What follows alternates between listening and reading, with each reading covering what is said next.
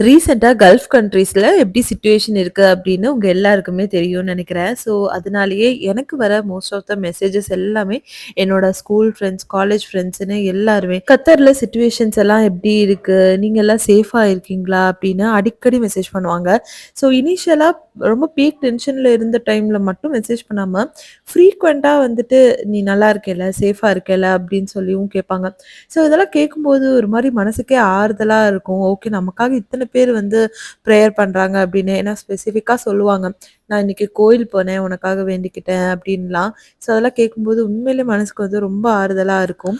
So, இதுக்கெல்லாம் நடுவுல ஒரு மாரி டென்ஷனா இல்லையா? அப்படின்னு சில ஃப்ரெண்ட்ஸ் கேட்பாங்க. கண்டிப்பா டென்ஷன் இருக்கத்தான் செய்யும். ஏன்னா எஸ்பெஷலி நைட் எல்லாம் அந்த அலார்ம் அடிச்சிருச்சு அப்படின்னா தான் வந்து அப்படியே ஒரு மாரி பக்குன்னு ஆயிடும். இது கிட்டத்தட்ட அப்படியே ஒரு மாரி ஒரு கோவிட் டைம்ல நம்ம லைஃப் எப்படி இருந்ததோ, அந்த மாதிரி தான் இருக்கு. பேக் டூ அந்த online classes, health care workers மட்டும் போறது. ஸோ காலையில எந்திரிச்சோனே நான் ஒரு பக்கம், என் பையன் ஒரு பக்கம் லேப்டாப் எடுத்துட்டு உட்காந்துர்றதும், நைட்டு தூங்கும்போது நெக்ஸ்ட் டே மார்னிங் இது எல்லாமே சரியாயிடணும் அப்படின்னு கடவுள்கிட்ட வேண்டிட்டே படுக்கிறதும். பட் ஸ்டில் அது அப்படியே தான் இருக்கும்.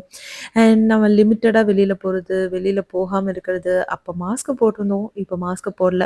பட் எண்ட் ஆஃப் த டே இதுவும் கடந்து போகும்.